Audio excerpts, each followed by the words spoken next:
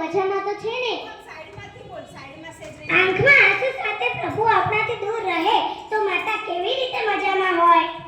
હા, એ પણ સાચું. તે મારી વિનંતી સીતાને આપી હતી, મારો સંદેશો આપ્યો હતો. સીતાએ મારા માટે કોઈ સંદેશો કહેવડાવ્યો છે?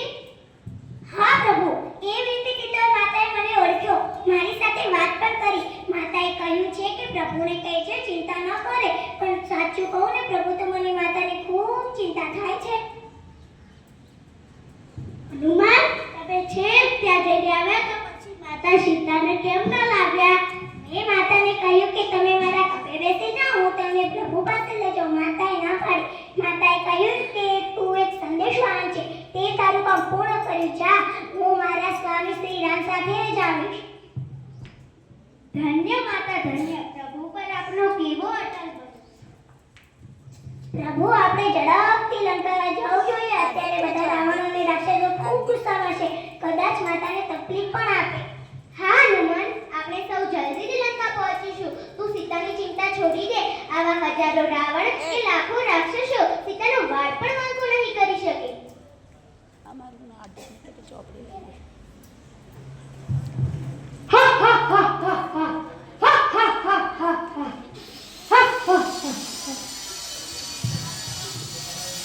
મહારાજની જય હો, મહારાજની જય હો. મહારાજ, એક વાનર જેવો માણસ અંદર આવવાની રજા માંગે છે. આવવા દો. અરે, આ કોણ છે? નથી માણસ કે નથી વાંદરો? આનું અહીં શું કામ છે? શું કામ લાવ્યા છો? હું વાનર છું, થોડો મનુષ્ય જેવો લાગુ છું. મહારાજ, આ બહુ લોભાની છે. આપણને મળવાની જીદ કરતો હતો. એ એમ કહે છે કે હું દરિયા કાંઠે આવ્યો છું. બોલ વાનર, શું કામ છે? મારે કશું કામ નથી. આ તમારા સૈનિકો મને પકડીને લાવ્યા છે. મહારાજ, આને આપણી અશોકવાટિકા ખેડા ચડાન કરી નાખી છે અને ત્યાર પછી બધા ફળો ખાધા હતા. આટલું જ નહીં, કેટલાક ઝાડ પણ મોંમાંથી ઉતરી નાખ્યા છે. એ બધા ઝાડ તો સૂકા હતા. એ વાનર, વચ્ચે ના બોલ. એ બુટ વાનર, વચ્ચે ના બોલ.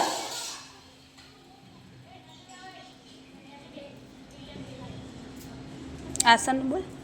હવે કે તે કેમ આવા તોફાન કર્યા અને તું દરિયામાંથી આવ્યો છે તે વાત સાચી છે? હા. આવડો મોટો દરિયો ઓળંગીને કોઈ કેવી રીતે લંકામાં પ્રવેશ કરી શકે?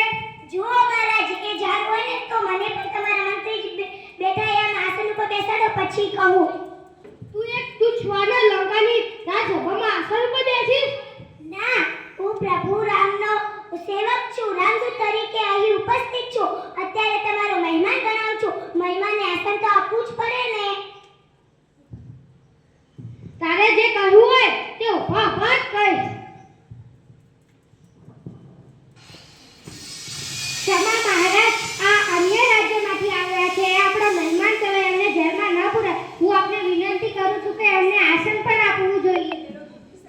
ના, એને જે કહ્યું હોય તે ઉભા ઉભા જ કરશે. પણ મહારાજ, પણ કઈ નહીં. તેને જે કહ્યું હોય તે ઉભા ઉભા જ કરશે. કઈ વાંધો નહીં, મને આસન ઉપર બેસતા આવડે છે. માઇકમાં જ બોલ.